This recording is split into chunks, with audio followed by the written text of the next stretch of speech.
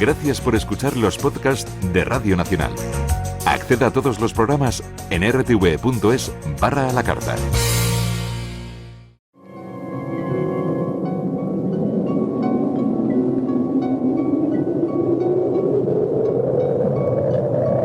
Solo cuando el túnel está en la más absoluta oscuridad es cuando puede volver otra vez la luz.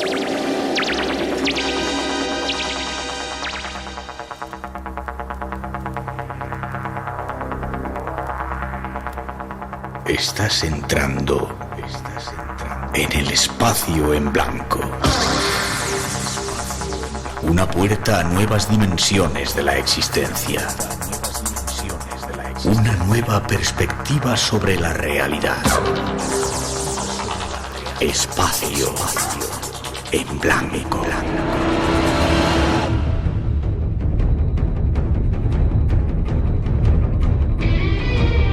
Hola, buenas madrugadas, son las 2:07, 1:07 en las Islas Canarias. Llega el tiempo de los misterios. Algo que ya comenzamos en directo desde el estudio 101 de la Casa de la Radio, con los saludos de todo el equipo que esta noche se encarga de realizar el programa. En la parte técnica, Mar Gasca y Javier Campos, Rosa Rodríguez en la locución y producción, Natalia Sotillos en la realización y coordinación. En las redes sociales esta noche Antonio Baena, Juan Gómez y Ramón Álvarez y Miguel Blanco, este que os habla. Un placer para todos nosotros compartir este tiempo hasta las 4, las 3 en las Islas Canarias, aquí en vuestra casa, en Radio Nacional.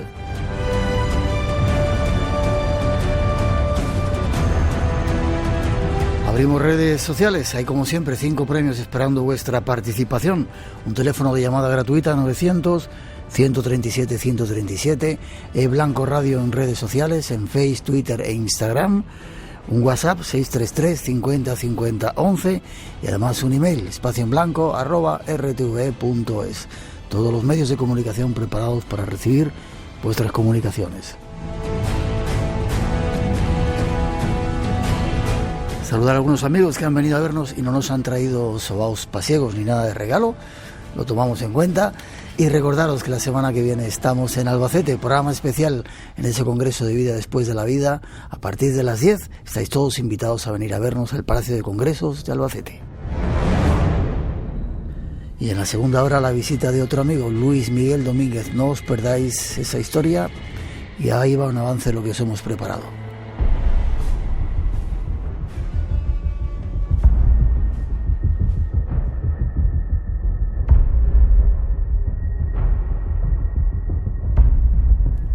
Hoy, esta noche, nos esperan 2 temas apasionantes. Vienen con 2 personajes influyentes. El primero nos introduce en el mundo de las conspiraciones, uno de vuestros preferidos. Y trata de Edward Snowden, el hombre que ha destapado una supuesta red de espionaje a nivel mundial. Junto a nuestro primer invitado, conoceremos parte de su historia, sus revelaciones y el alcance que todo ello puede tener en nuestra vida diaria. Porque hasta tú mismo puedes estar siendo espiado sin que lo sepas. El segundo invitado es un famoso naturalista. Él nos llevará de la mano de su experiencia a buscar respuestas sobre lo que existe más allá de esta vida. Se trata de una vivencia relatada por primera vez en la radio, emocionante, llena de vida y de revelaciones vividas en primera persona por nuestro invitado. No os la perdáis. Estas son nuestras intenciones en este nuevo programa que hoy solo deseamos que disfrutéis y que nos sirva para encontrar respuestas.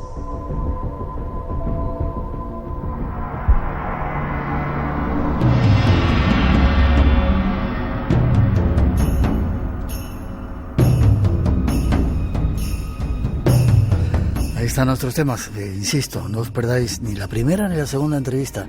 La segunda hora viene Luis Miguel Domínguez a contarnos una experiencia que ha tenido en el umbral. Y saludar a nuestro primer invitado, Miguel Ángel Ruiz. Buenas noches.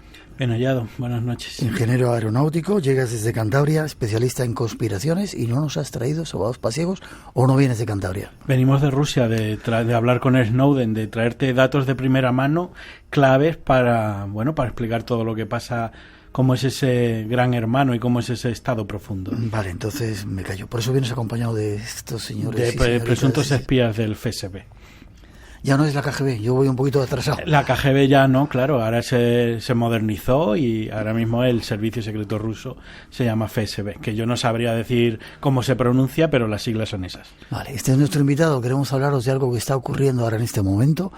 Snowden sigue en Rusia. Sigue en Rusia, está todavía gozando de asilo político allí desde, me parece que julio de 2013, y bueno, pues lo que no está claro es cuál va a ser su futuro.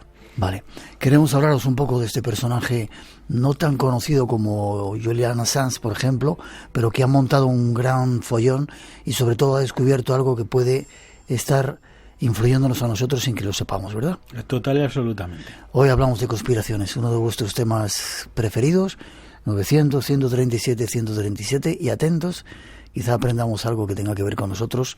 Tras esa introducción entramos en el tema.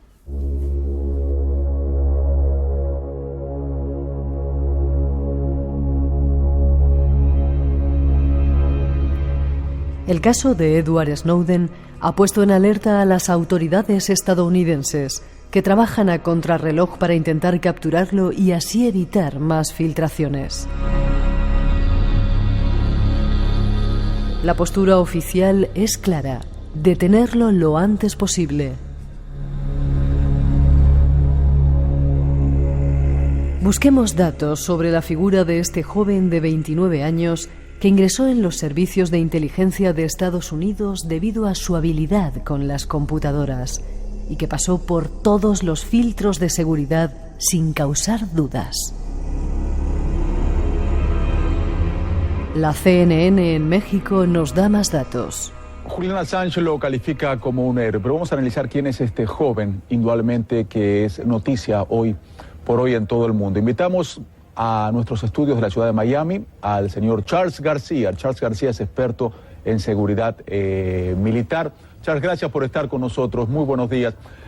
A ver si nos puedes ayudar a entender la carrera de Edward Snowden. Este joven nunca terminó el colegio secundario, tuvo una muy buena carrera meteórica dentro de los servicios de inteligencia de Estados Unidos y hoy, indudablemente, está poniendo en jaque a Estados Unidos con la información que está filtrando. ¿Cómo es este caso? ¿Es un caso atípico? ¿Es algo común? ¿Por qué no nos cuentas un poco más de él? Sí, mira, él era un genio en las computadoras, ¿no? Él sí sacó su documentación de la secundaria y se metió a militar. Tuvo un accidente donde se rompió las dos piernas y entonces fue a trabajar en la seguridad de la Agencia Nacional de Seguridad. De ahí fue a trabajar a la CIA. Cuando uno va a trabajar a la CIA, le ponen un detector de mentiras y supuestamente él ya hizo toda esa seguridad y fue a trabajar con ellos en Washington, en Europa, y tenía una carrera bastante larga que nunca había un problema con él. Nos lo contaba Charles García, experto en el tema. En nuestro estudio también tenemos a otro experto y nos da más datos. Pues Miguel Ángel, ¿quién era o quién es este personaje? Un poco datos biográficos. ¿Americano? ¿Dónde nació? Americano, él es de Maryland, vivió casi toda su vida en Fort Meade y es un chico que viene de familia de militares. tiene su padre y su madre estaban relacionados con la seguridad. Su padre me parece que era de guardacostas, tiene un tío en el FBI, etcétera, etcétera. Entonces él es un genio, una mente brillante, típica persona súper inteligente que no termina los estudios porque prácticamente se aburre, y es una persona que, como digo, para pasar todas las acreditaciones de seguridad que necesitaba para entrar en principio en las empresas contratistas de la NSA y de la CIA, es una persona que no presenta absolutamente ningún problema, o sea, de toda su familia de alguna manera ya estaba vinculada o al ejército o a los servicios de inteligencia. Pero en alguna parte he leído que eran familias esas de las que habían llegado al principio de todo a los Estados Unidos. Sí, es que incluso él me parece que tenía una especie de tío abuelo que ya casi del principio de la historia americana pues ya habían tenido ciertas posiciones, ¿no?, bastante destacadas dentro de lo que era el ejército, ¿no? Entonces, una persona que cuando tuvo que pasar los filtros de seguridad, lo que son las acreditaciones, lo que se llama un estudio de ámbito único, se llama así, es donde, digamos, los servicios de inteligencia analizan toda tu biografía. Él no tuvo ningún problema para pasar eso. Es una persona... ahora vamos a dar más claves porque es una persona como una biografía muy interesante, pero sobre todo es una persona que él, cuando estaba dentro de una de las bases militares cuando ocurre el 11S, y el 11S cambia el mundo. Él es una persona que se mete primero al ejército, lo que tiene, como hemos oído en el audio, tuvo un accidente y finalmente tiene que salir, pero él se mete primero al ejército y luego a los servicios de inteligencia para ayudar a Estados Unidos a combatir esa gran lacra que era el terrorismo, que lo sufrió en el 11S, y es el 11S, digamos, quien atrae a un joven muy inteligente pero muy idealista al mundo de la comunidad de inteligencia. ¿Nos has preparado unos cortes de alguna película? Son de un documental de Laura Poitres, que es una conocida periodista, pues bastante cañera con el sistema.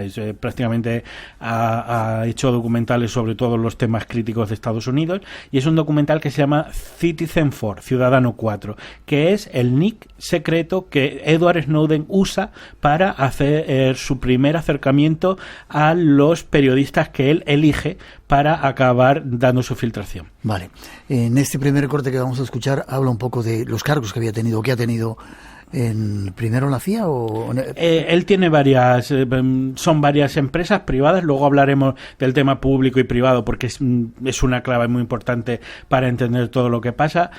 Básicamente él trabaja en la CIA y en la NSA, pero lo hace a través de empresas privadas como subcontratas. Vale, escuchamos esto un segundito. Vale, me llamo Ed Snowden, tengo 29 años y trabajo para Booz Allen Hamilton como analista de infraestructuras en la NSA en Hawái. ¿Y qué otros cargos has ocupado dentro del servicio de inteligencia? He sido ingeniero de sistemas, administrador de sistemas, consejero superior en la Agencia Central de Inteligencia, consultor de soluciones y director de sistemas de información de telecomunicaciones. ¿Qué permisos tenías? ¿A qué tipo de información tenías acceso? La de alto secreto. Un tipo que podía entrar en esos archivos. Tengo aquí también, dice, su primer ordenador fue mi compañero inseparable, mi segundo hermano, mi primer amor. Y la red se convirtió en mi parque infantil, mi casa del árbol, mi fortaleza y mi aula sin paredes.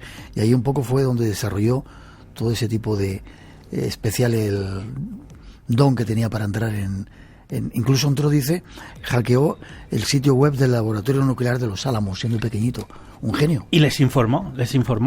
Él les mandó un email y estuvo semanas esperando que precisamente pues que Los Álamos le respondieran, y que él había visto cómo se podía entrar, lo comentó, y bueno, le vinieron a contratarle pensando que era una persona adulta, hasta que se encontraron que era un niño, y entonces, bueno, pues le dice, dentro de unos años búscanos. Vete. Hablamos de eso, lo que tú has dicho es de una clave fundamental. Uh-huh. Internet fue, digamos, el campo de juegos de la infancia de Edward Snowden, un niño que creció en la red y se enamoró absolutamente de lo que era el Internet de los años 90. Yo empatizo bastante con toda su historia porque yo viví esa parte del Internet. Él y yo nos llevamos unos 7 años y yo viví también... Tú tienes 22, él tiene 29. No, él tiene 37, ¿eh? Ahora tiene 37, vale. Y yo tengo 43, pero... Estaba quitando años. Gracias. No, lo que te quiero decir es que hay una cosa muy importante y vamos a explicar ahora de cómo era el Internet de los años 90, finales de los... en Estados Unidos un poco finales de los 80, con el respecto después. El Internet de esos años era un Internet que era absolutamente anónimo y un Internet libre, un Internet incluso amateur, un Internet incluso artístico. La gente compartía información detrás de un nick, tú eras absolutamente anónimo, hacías tus propias páginas web, compartías información como si fuera pura conciencia y... lo que de alguna manera empieza a marcar la vida de Edward Snowden, en el cual toda su vida al final se ha configurado frente a la idea de que Internet sea libre y que la información sea libre, es porque él se dio cuenta de que pasaron dos procesos simultáneos en aquel momento. Primero, a partir de los años 90 las empresas empiezan a querer tomar el control de Internet. Eso es una cosa que pasa de una manera muy concreta. Al principio lo que quieren es conseguir ventas, pero las empresas no saben cómo hacer que la gente compre en Internet. Y entonces lo que hacen es un movimiento estratégico para todo lo que antes era, digamos, de producción ciudadana, vamos a decir, si tú tenías una web dedicada, pues no sé, a los ordenadores, te la hacías tú, lo que hicieron las empresas fue empezar a construir oportunidades de negocio en la red. Empezaron a construir los blogs, de tal manera que tú ya no construías tu propia página web, sino que ya el blog te lo daban hecho, montado, etcétera. Empezaron, pues yo que sé, como luego vinieron las redes sociales y una serie de otros elementos que digamos que ya estaban como muy automatizados, ya no lo construías tú desde cero. El resultado de este intento de las empresas por, de alguna manera, empezar a tomar el control de Internet fue que los datos que hay en Internet pasaron de ser propiedad de los propios usuarios a ser propiedad de las empresas. Ese es un punto muy importante. Y el segundo gran golpe que hicieron las empresas en Internet es empezar a vincular la actividad que tenía cada persona con personales jurídicas offline. Es decir, tú antes en Internet eras absolutamente anónimo, te podías meter en un chat de IRC y hoy llamarte Pedrito y mañana Margarita y nadie iba a saber que tú eras dos personas diferentes. Y lo que han hecho todas las empresas, lo que se ha hecho en Internet de forma masiva en todo el mundo, es tener identificado a quién eres tú con tu actividad en la red. Tú piensas que tú ahora en Google te piden un correo electrónico, te piden un teléfono, etcétera, etcétera. Eso ha sido un movimiento masivo en todo el mundo. ¿Qué han conseguido con eso? Que ahora el gran negocio de Internet ya no fue que nosotros compráramos en la red, sino todos los datos que son propiedad de las empresas. Ese ha sido absolutamente el gran final del anonimato en Internet, que es lo que está Edward Snowden en contra, pero al mismo tiempo un nuevo mercado que somos los datos de nosotros los ciudadanos.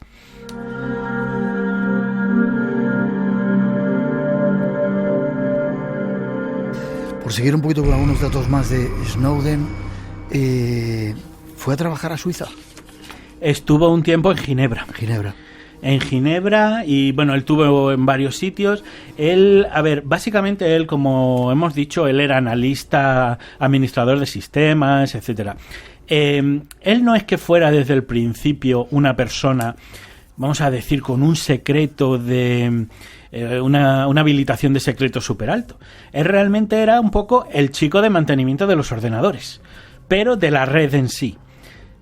¿Cuál es el problema? Que yo creo que la CIA y la NSA se estaban dando cuenta que realmente el administrador del sistema es el que tiene el poder de todo.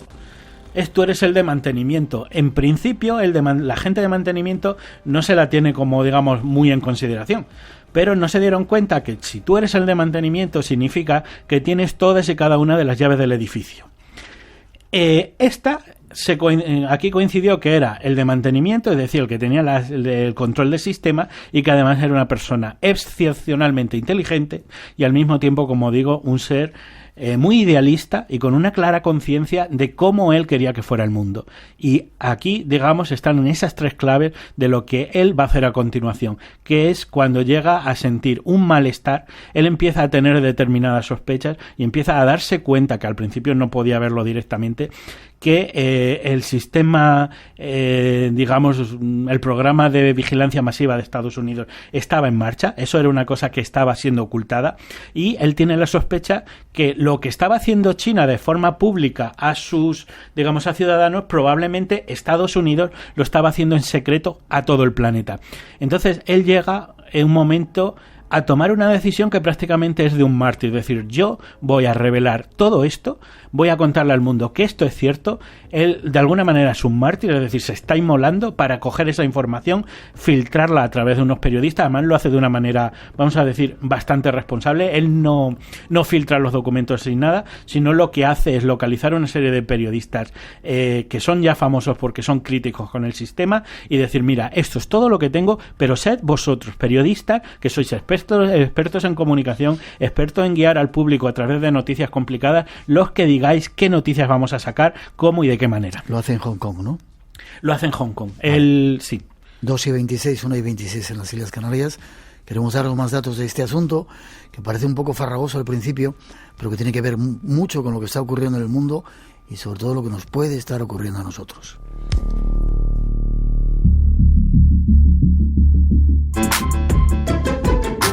Radio Nacional de España se mueve contigo.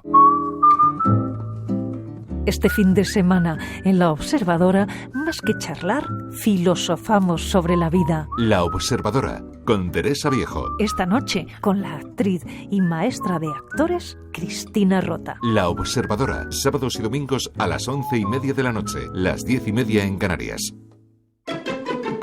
Y recuerda, Entre dos luces, de martes a viernes a las 3 de la madrugada. Radio Nacional de España.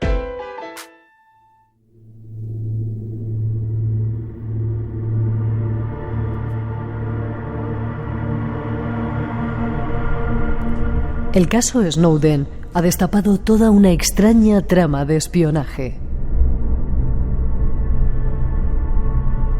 Ana Pastor, de La Sexta, en una entrevista con Edward Snowden, nos da algunos datos. Tú eras un espía, no trabajabas en una ONG, es un trabajo un poco diferente. Quiero decir, durante todo el tiempo que estuviste hasta que diste el paso y decidiste que había algo que no te gustaba, nunca viste cosas raras, nunca había nada que te incomodara. ¿Por qué un día dijiste, voy a hacer esto?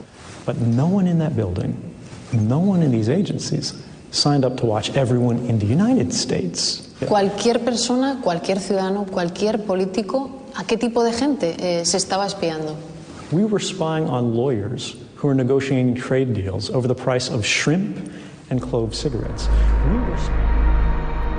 Se espiaba a contratistas de pescado, a UNICEF, a abogados, a periodistas, a profesores de Estados Unidos. Y surge la pregunta: ¿qué se está haciendo en el mundo del espionaje y qué medios se utilizan? Bueno, se da cuenta de que algo está pasando cuando está en China. China divulga que está espiando a sus ciudadanos. Él piensa que Estados Unidos lo está haciendo con todo el mundo. Se va a Hong Kong, reúne a los periodistas y lanza toda la información, ¿no? No, él en Hong Kong durante meses estudia cómo sacar la información. Hace una serie de detalles que casi prefiero un poco ahorrar porque son bastante técnicos. Hace un motor de búsqueda para, con ese tráfico que hacía, ocultar su propia actividad, y poco a poco con unos ordenadores viejos y un pendrive durante horas va sacando durante meses todos los ficheros que quería, etcétera, etcétera. Y lo que hace es, un día, él estaba entonces trabajando, me parece que era en Mount Cooney, en Hawái, en un sitio que le llamaban el túnel, era el centro de la NSA. Un día simplemente... NSA es la Agencia Nacional de Seguridad de Estados Unidos. Eso es. Y él lo que hace un día es que llama a su novia, le dice que es que va a salir por motivos de trabajo y abandona el país. abandona Hawái, aterriza en Hong Kong. La elección de Hong Kong tampoco es... él llevaba mucho tiempo pensando a qué país ir. Directamente, China tenía unos determinados problemas. No podía elegir ninguno de los países que fuese aliado de Estados Unidos. Europa, por supuesto, no. Los otros países, estos que llaman los 5 ojos, que son Inglaterra, de Nueva Zelanda, Estados Unidos, etcétera, etcétera, tampoco podía. Y Hong Kong, digamos, era un país asociado a China, que de alguna manera tenía un estatus un poco diferente y le elige por eso. Él llega allí, ha quedado, ya previamente había contactado con Laura Poitras y con otro periodista de The Guardian, y entonces simplemente les espera allí. Tardan una semana en llegar. Él pasa una semana en el que ya prácticamente no puede dar un paso atrás, abandona el trabajo. Lo que hace es que cita en su casa de Hawái a su madre y a su novia, para que cuando ellas vean que falta se puedan apoyar la una a la otra. Y en el momento en el que aparece la prensa, él hace una serie de protocolos, les ha enseñado a los periodistas cómo protegerse del espionaje, y en aquel momento él pues simplemente los cita en un restaurante. El código es que lleva un cubo de Rubik en la mano. Cuando ven a alguien con un cubo de Rubik, ellos le tienen que preguntar a él por un restaurante cercano. Él les dice acompañarme, acaban en una habitación y ahí se empieza a producir pues básicamente quizás el momento más complicado de la vida de Snowden, cómo explicarle a unos periodistas absolutamente desconocidos que él es alguien muy importante, un insider, y que tiene una gran revelación que hacer al mundo. Vale. ¿Qué documentos o qué información había rescatado de ese alto secreto que da a conocer? Miles de documentos diferentes sobre todos los dispositivos, programas, aplicaciones, etcétera, de cómo Estados Unidos, digamos, de las herramientas técnicas que Estados Unidos usa para espiar al mundo. Prácticamente les tiene que dar clases de informática. Les tienen que enseñar a pensar, o sea, tiene que coger cosas que son de tremenda vanguardia y enseñarle a los periodistas qué es eso, por qué es importante y a breves rasgos cómo funciona. Ya. Preguntan si podía pedir asilo político en España, ¿no? ¿Verdad? Era zona OTAN, por supuesto que no. Vale. De hecho, él lo que trata es de ir al Ecuador, porque como estaba entonces... Él quería ir a Ecuador y ahora está en Rusia. Sí. De Hong Kong va a Rusia y se queda allí. Esa historia tiene una carambola. Él había mirado varias posibilidades y Ecuador, en aquella época, acuérdate que estaba, digamos, Rafael Correa. Rafael Correa había concedido asilo a Julian Assange y era un sitio que parecía que podía ser, digamos, amigable. Él está en una situación terriblemente complicada, es decir, acaba de enfadar al gran gigante norteamericano, a el país más poderoso del mundo. Y entonces él es, yo no sé si listo o no, la decisión de irse a Hong Kong es lista, pero curiosamente utiliza un avión de Aeroflot, que es una empresa rusa, para ir a Moscú, de hecho al aeropuerto de Sheremetyevo.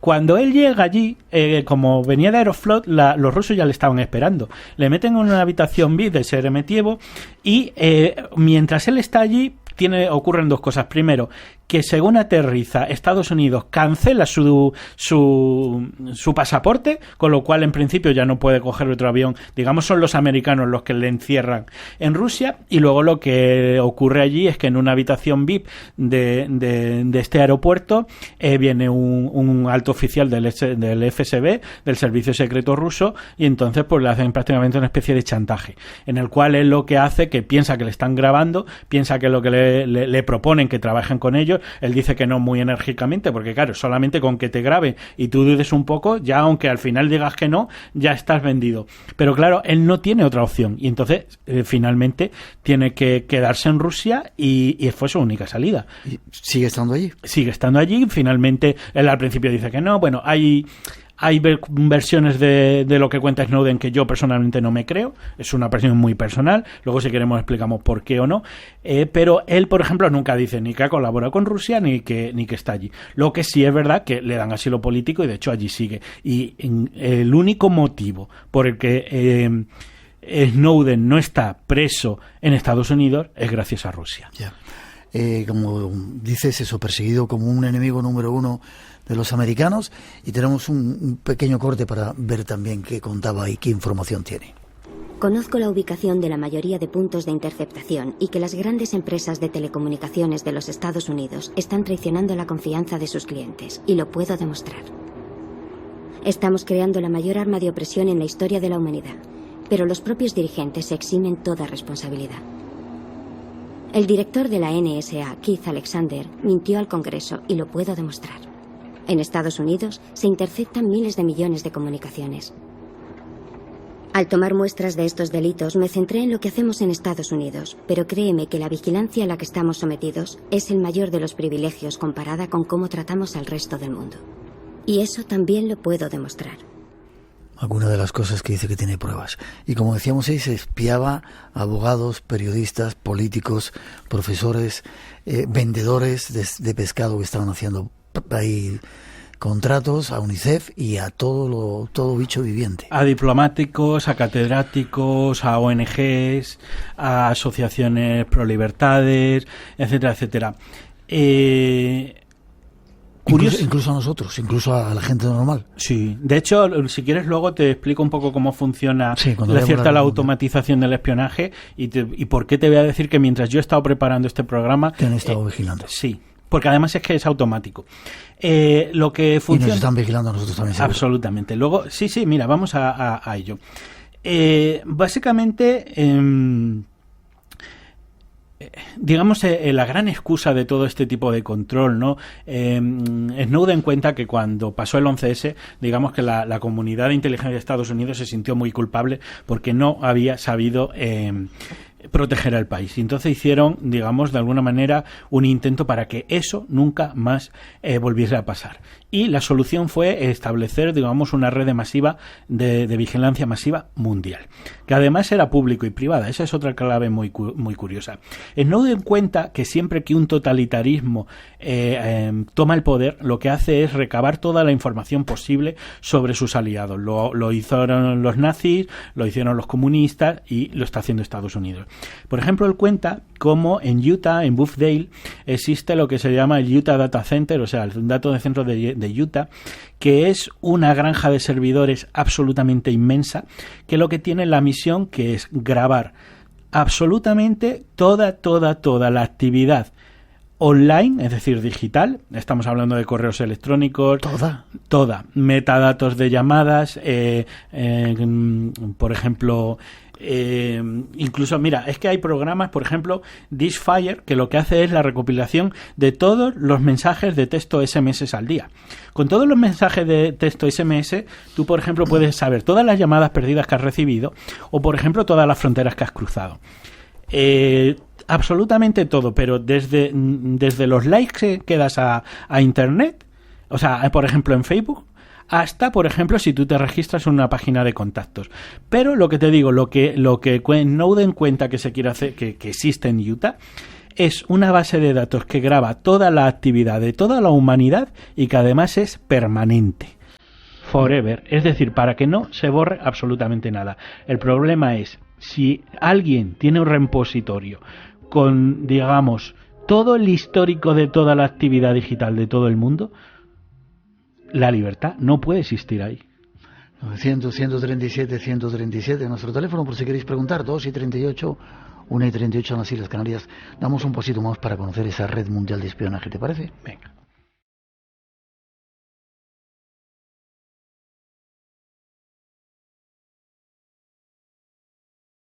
Los datos acerca de la vigilancia mundial son una serie de revelaciones sacadas a la luz por la prensa internacional entre 2013 y 2015.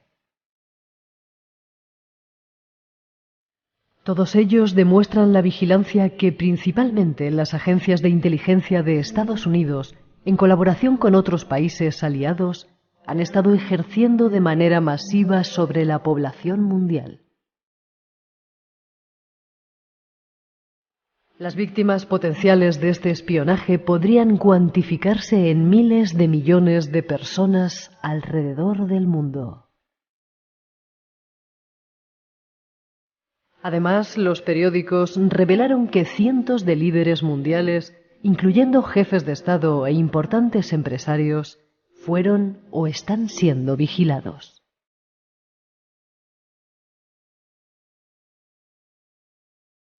Los informes pusieron al descubierto y demostraron la existencia de una compleja red de colaboración entre decenas de agencias de inteligencia de varios países con el objetivo de expandir y consolidar una vigilancia globalizada. ¿Hacia dónde nos dirigimos? ¿Hacia una sociedad totalmente controlada y espiada? Busquemos respuestas. 1,7 millones, 1.700.000 documentos, parece ser que era lo que tenía Snowden. Tremendo, ¿no?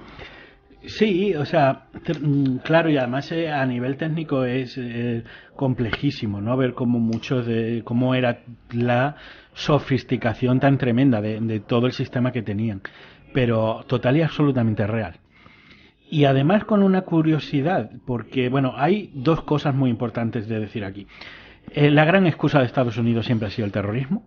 Esto se supone que es una red de antiterrorismo, y realmente Snowden se dio cuenta que ellos, cuando recibían órdenes, cuando interactuó con gente que tenía que seguir objetivos, se dieron cuenta que lo que menos seguían eran terroristas. Hablábamos, como hemos dicho antes, de profesores universitarios, etcétera, etcétera. Pero luego hay aquí otra cosa muy importante, y es que el espionaje de Estados Unidos, o el desarrollo de toda esta red masiva de Gran Hermano, que es lo que es, en Estados Unidos no se ha hecho solamente por parte del gobierno, vamos a decir, estadounidense, del sector público, es que también se ha hecho del lado privado. O sea, en muchas de las empresas en las que estuvo Snowden trabajando que eran contratistas de defensa para el gobierno, eran empresas privadas. Estaba Booz Allen Hamilton, pero trabajó con Dell, trabajó con Vice System, y que de hecho había otras muchas empresas que eran, como digo, privadas. El resultado de esto es que la red de espionaje, que primero fue, vamos a decir, americana, pública, luego acabó siendo privada. Es decir, las compañías privadas empezaron a establecer redes de espionaje a sus clientes al mismo tiempo que eso estaba pasando. Con lo cual Facebook ha acabado recopilando como forma de datos de espionaje. Pero, por ejemplo, Rumba, esa máquina que barre tu casa, cuando barre tu casa, él hace un mapa de cómo es tu casa y eso lo sube a los servidores. Por ejemplo, las empresas, las muñecas Mattel, que tú puedes hablar con ellas, como los asistentes de Cortana, Alexa, etcétera. Las muñecas Mattel guardan las conversaciones que las niñas tienen con sus muñecas y las suben a internet. Y, por ejemplo, la Smart... Sin que tú te enteres, claro. Bueno, tú firmas el consentimiento, eso se supone que es para mejorar el producto, pero al final lo que te quiero decir es que esa red o esas formas de espionaje no son solamente ya antiterroristas y, digamos, militares, sino que las empresas privadas han hecho lo mismo. La Smart TV de Samsung, esas televisiones que se pueden controlar con la voz, graban las conversaciones que se producen encima de ellas, delante de ellos. Incluso estando apagada, ¿no? Incluso estando apagadas. Entonces, ¿a qué es lo que llegamos? Que la espía rusa dice que sí. La espía rusa dice que sí. Supuesta. Hace bien. Luego hablaremos de los rusos en todo este elemento porque es muy interesante. Entonces, básicamente... Es muy importante que sepamos que el espionaje a día de hoy es masivo y no es solo militar, sino que está en prácticamente todos los campos, ¿no? Déjame que pongamos para asimilar esto que has contado. En Radio Nacional tenemos las noches más llenas de misterio de la radio. Adelante, disfrútalas. Estás en Espacio en Blanco, con Miguel Blanco. En Radio Nacional de España. Esta noche, en Espacio en Blanco. Estamos localizando aquí en el corazón de la ciudad aquellos elementos de su paisaje que nos van a acercar a ese séquito de animales que viven junto a nosotros y que seguramente desconocemos.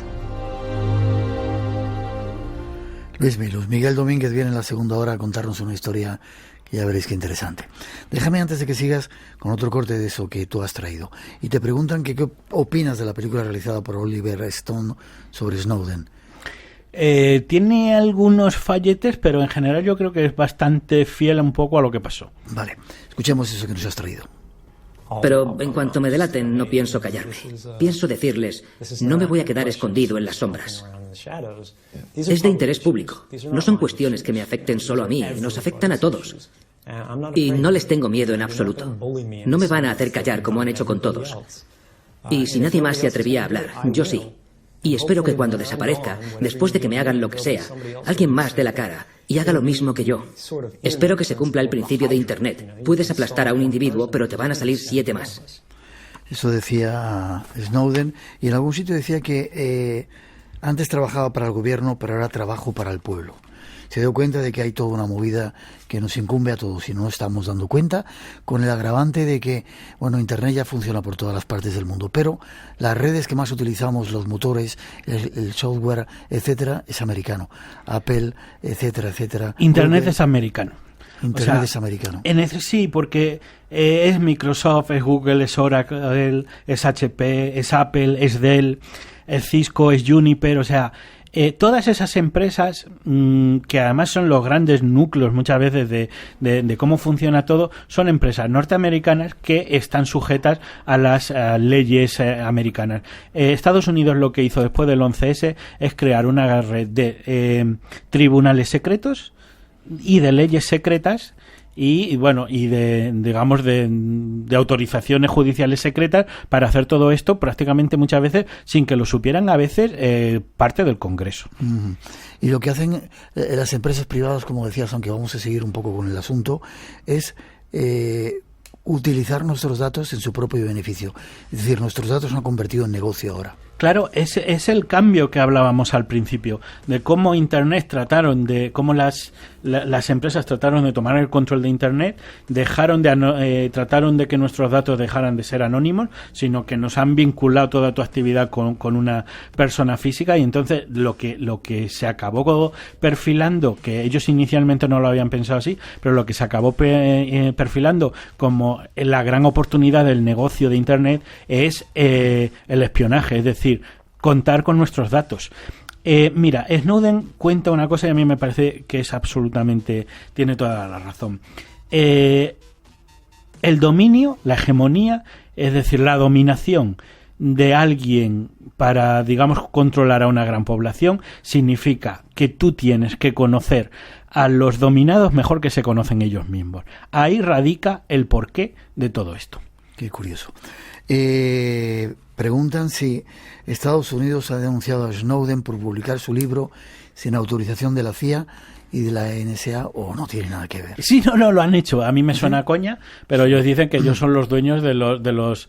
De hecho, luego el libro también, el libro no cuenta nada a nivel de espionaje que no conociéramos, o por lo menos quienes seguíamos la historia. Es más un libro autobiográfico donde él lo que hace es hace apología de sí mismo. Él ha sido ampliamente demonizado en Estados Unidos. Él no sabe si alguna vez tendrá que volver allí, preso o libre. No sabe si algún día tiene que salir de Rusia y le pueden detener. Y yo lo que creo que él está tratando de mover la opinión pública en su favor y decir, mira, yo no soy una mala persona y esto lo he hecho en interés de todo el mundo. Vale. Brevemente, ¿cómo te han estado a ti vigilando? Cuando pones en internet Snowden, como he hecho yo mientras escribía el guión, de repente salta algo y están grabando controlando nuestra... Esto muy rápidamente...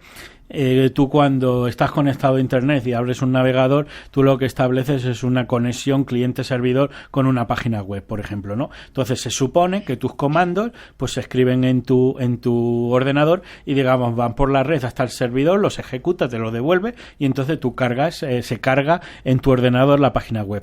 Lo que ha hecho la NSA y lo que ha hecho el gobierno de Estados Unidos es poner un elemento intermedio que captura esa información. Este sistema se llama Turbulence, como turbulencia. Tiene 2 fases. La primera se llama turbina, que lo que hace es una copia de todo lo que tú mandas. Esa copia, que todo lo que tú mandas lo manda a otro sistema que se llama Turmoil. Y Turmoil lo que hace es comparar tu información con unos selectores. Unos selectores, digamos, que son unas cadenas preestablecidas en las cuales ellos ya la tienen puestas para saber si tú, digamos, respondes a algún tipo de criterio que ellos busquen. Terrorismo, sospechoso, periodista, etcétera, etcétera. Si ninguno de esos selectores ha funcionado, pues digamos no les interesa y simplemente terminan de cargar la página web que tú quieres y te la presentan. Pero si resulta que tú de alguna manera has tocado alguna de las fibras que ellos tienen ahí, alguno de esos selectores, alguna de esas palabras clave, lo que hace es que se activa otro sistema que se llama Quantum. Ese sistema lo que hace es mandarte a ti una cadena, ver qué tipo de sistema tienes tú, sistema informático, pues si usas Windows, si usas Linux, etcétera, etcétera, y entonces automáticamente el sistema te manda una serie de malware, una serie de virus, una serie de formas de entrar en tu ordenador. A partir de ahí ya se han metido en tu ordenador, a partir de ahí ya te empiezan a espiar y entonces empiezan a grabar de una manera, digamos, más activa todo lo que tú haces. Todo esto ocurre en 686 milisegundos según Edward Snowden. 686 milisegundos. 2:50, 1:50 las Islas Canarias. La última parte queremos tratar contigo, si te parece, ¿vale? Tras esa introducción, me has dejado alucinado.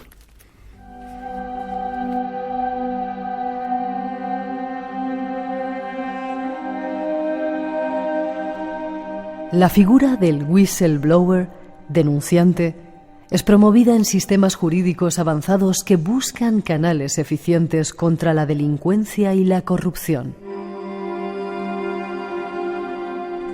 Pero, ¿qué son los whistleblower?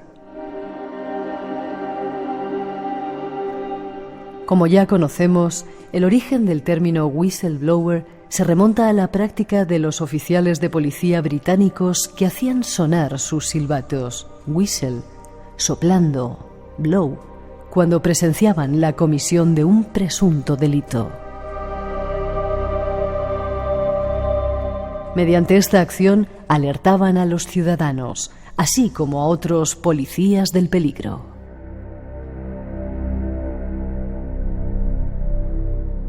Promovido especialmente en ámbitos anglosajones, tiene especial relevancia en la protección del sistema público. Es por ello que los whistleblowers cuentan con especial protección en países como Reino Unido, Estados Unidos, Canadá, Bélgica, Francia, Noruega, Holanda e incluso en Rumanía.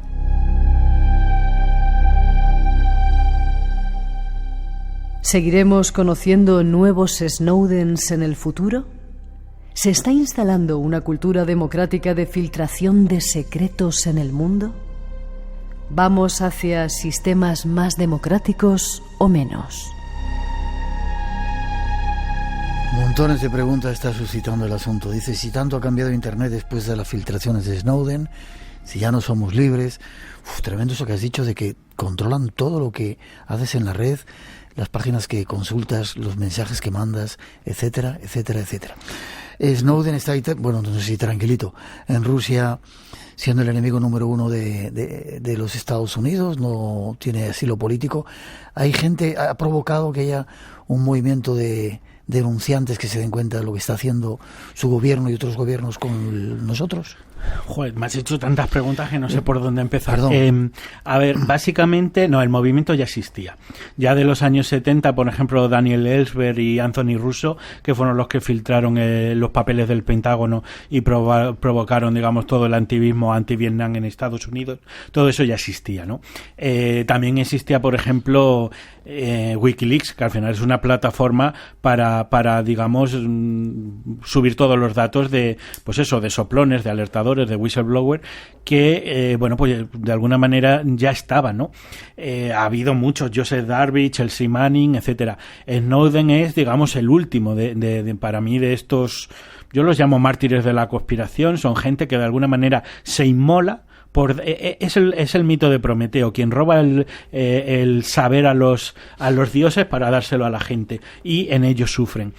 Pero también ahora mismo lo que hay es una conciencia mayor de lo que pasa. Por ejemplo, Edward Snowden ha disfrutado o está disfrutando del consejo, o digamos del servicio de muchos abogados de derechos humanos de todo el mundo sin pagar un duro. Es decir, ahora mismo lo que hay a nivel planetario es digamos la protección de que si tú eres un insider y decides en todo el planeta dar un paso adelante y denunciar prácticas delictivas de tu gobierno, sabes que tienes una red de apoyo que te va a ayudar en el proceso. Qué curioso. Déjame que escuchemos un último corte y luego te preguntaré si somos libres o cómo podemos evitar, si es que hay alguna manera de evitar este espionaje. Si no podemos, si no tenemos derecho a la privacidad, ¿cómo vamos a poder debatir libre y abiertamente? ¿De qué sirve el derecho a la libre expresión si no se protege? Si no podemos mantener una conversación privada con alguien sobre algo con lo que no estamos de acuerdo. Pensad en lo espeluznante que es. Y pensad en lo espeluznante que es en países donde no tienen derecho a la privacidad. Ha comentado una cosa que me parece muy importante. Lo que antes llamábamos libertad, ahora lo llamamos privacidad. Y con la misma naturalidad afirmamos que la privacidad ya no existe. Es un tema que afecta sobre todo a mi generación y que a mí me preocupa mucho, especialmente el hecho de que ya nada nos sorprende. Creo que todos deberíamos tener presente que si perdemos la privacidad estaremos perdiendo nuestro derecho de elección y perderemos la libertad, porque no podremos expresar libremente lo que pensemos. Ya no somos libres entonces. Ya no somos libres. Y además... Si es que alguna vez lo hemos sido. Sí, no, pero siempre teníamos... Probablemente nunca ha existido la democracia real y no ha existido nunca esa libertad, pero sí que teníamos al final una especie de libertad en la mente, la libertad mental, vamos a decirla, y esa es la que ahora en el futuro se va a ver amenazada. Vale. Forma de evitar esto, si es que de alguna manera no. Mira, prácticamente no se puede. Espiaron a Angela Merkel. Si consiguen espiar a Angela Merkel, un ciudadano no tiene ninguna posibilidad. La única posibilidad prácticamente es encriptar todos tus datos. ¿Eso se puede hacer? Eso se puede hacer. ¿Cuál es el problema? Que ellos también tienen... Formas de desencriptar. No, formas de desencriptar es lo único que no tienen. Pero sí que pueden de alguna manera robarte la información después de que la has desencriptado, ¿no? Vale. ¿Y desenchufarse? Bueno, eso es lo mejor. Sí. Si hay esa casa que tú te quieres construir. Si tú y yo hablamos con palomas mensajeras y escribimos en cartas, en manuscritas, probablemente esa vuelta al pasado sea ahora mismo la mejor manera de comunicarse.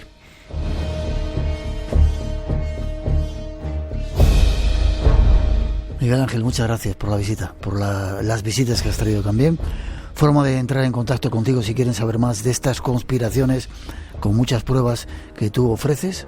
Pues en mi página web, deep-politics.com, política profunda, y a partir de ahí tienen todas las maneras, tienen mi Twitter, tienen mi Facebook, Miguel Ángel Ruiz, y bueno, pues respondo a preguntas si alguien quiere contactarme. Gracias, espero que hayas disfrutado el programa. Muchísimo, ya lo sabes. Y a mí me has puesto los pelos de punta.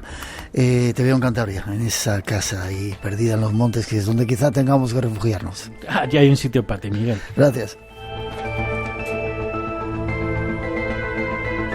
Llega el momento de hacer una pausa. Las noticias de las 3 están esperando a las 2 en las Islas Canarias. La información, la actualidad llega y después más misterios. Tenemos algunas informaciones que daros. Recordaros que la semana que viene estamos en Albacete. A partir de las 10 haremos el programa Cara al Público. Todos los que queráis venir a ese Palacio de Congresos. Y después una historia de Luis Miguel Domínguez, ese naturalista famoso. Ya veréis qué cantidad de respuesta nos trae de esa visita que ha hecho al otro lado. 900-137-137 nuestro teléfono. No os vayáis, tenemos mucho que contaros todavía aquí en el Espacio en Blanco.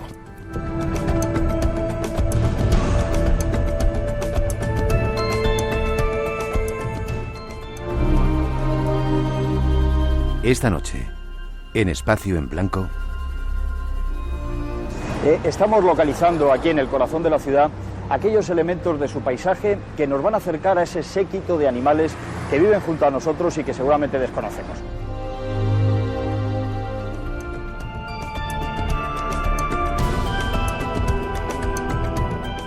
Espacio en Blanco. Creamos universos sonoros para viajar y soñar hacia el más allá. Con Miguel Blanco, en Radio Nacional de España.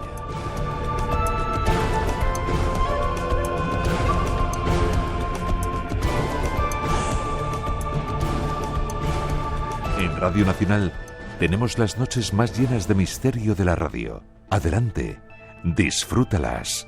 Estás en Espacio en Blanco, con Miguel Blanco, en Radio Nacional de España.